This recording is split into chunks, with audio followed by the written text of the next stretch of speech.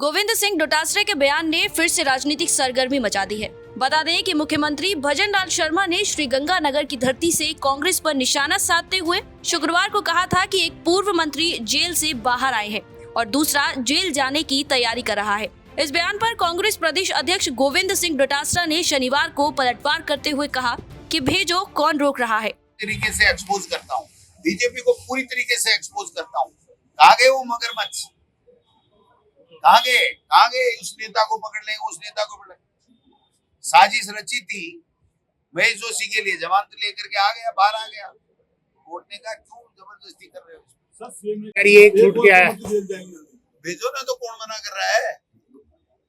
आप तो पूर्व मुख्यमंत्री को भी भेज रहे थे और मैं भी मंत्री रहा हूँ। मैं तो तैयारी कर रहा हूँ भैया कि कब भेजेंगे, कब मगरमच्छ पकड़ेंगे। ये बेईमान लोग हैं, झूठे लोग हैं, लोगों को भ्रमित करके वोट लेते हैं। 2 साल में तो इनसे मच्छर ही पकड़ा नहीं कि यार अब जेल जाएंगे, फलाना जाएंगे, पूछड़ा जाएंगे, कुछ नहीं जाएंगे, ये खुद ही जाएंगे, आप देखना। वहीं शेखावटी को यमुना का पानी पिलाने के वादे पर भी डोटासरा ने तंज कसते हुए सवाल पूछा कि आखिर ईआरसीपी के लिए कौन सा बजट जारी किया गया है। शेखावटी को पिलाएंगे यमुना का पानी? अभी तक तो डीपीआर ही नहीं बनी। 4 महीने में डीपीआर बना रहे थे और 24 महीने हो गए, तो 20 महीने तो ऊपर हो गए। और कब पर्ची बदल जाए मुख्यमंत्री जी, इसलिए जो जल्दी करना हो करो। 1 रुपए का बजट मुख्यमंत्री जी बता दें यमुना जल के लिए दिया हुआ, तो मैं मान जाऊंगा कि उनका प्रयास है। अभी तो हरियाणा वालों ने एक मीटिंग ली है, वो भी दिखाने के लिए, क्योंकि पंचायत राज और नगर निकाय के चुनाव आ रहे हैं। ईआरसीपी के लिए कितना हल्ला करते थे कि हम राष्ट्रीय परियोजना बनाएंगे और पैसे देंगे, 1 रुपया नहीं दिया। राष्ट्रीय परियोजना के लिए राहुल गांधी जी के प्रश्न के ऊपर लोकसभा में मनाही कर दी और यहाँ जो स्टेट फंड से हमने चालू किया था उस काम को आगे बढ़ाया।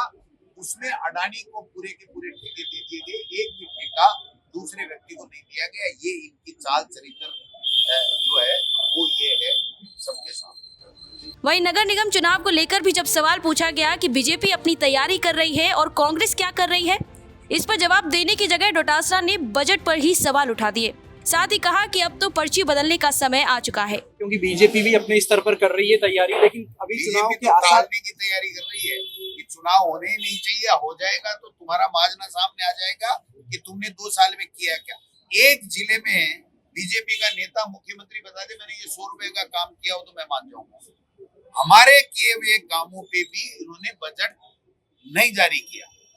एक एक चीज बता सकता हूँ, एक चीज बता सकता हूँ। और इनका बजट, अभी जो बजट दिया था उसमें से कल परसों आपने पढ़ा होगा कि जो बजट की घोषणा है उसके लिए इनका डिपार्टमेंट, फाइनेंस डिपार्टमेंट जो मुख्यमंत्री के पास है, वो कह रहा है ये विजिबल ही नहीं है।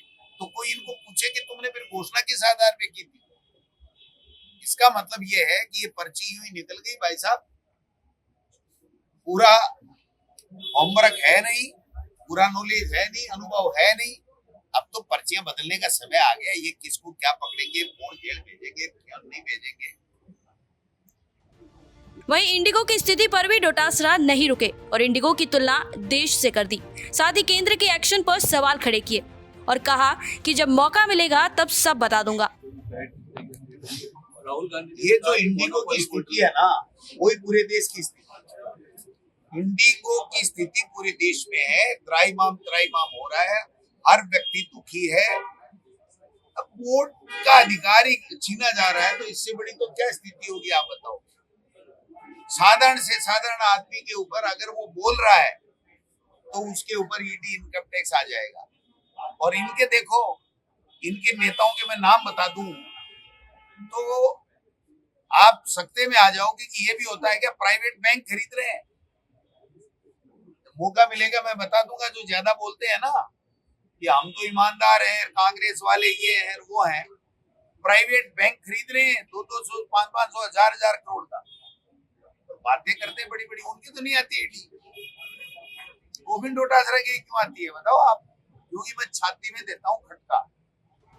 गोविंद सिंह डोटासरा के इन बयानों का जवाब क्या बीजेपी देगी, ये देखने वाली बात होगी। पर डोटासरा के बयान ने सवाल खड़े कर दिए हैं कि क्या मंत्रिमंडल विस्तार जल्द ही होगा। वहीं इस मौके पर टीकाराम जूली ने भाजपा पर आरोप लगाए कि भाजपा को अंबेडकर सिर्फ चुनाव में याद आते हैं। आज पूरा देश महापरिनिर्वाण दिवस मना रहा है, लेकिन जयपुर में मूर्ति की सफाई तक नहीं की गई।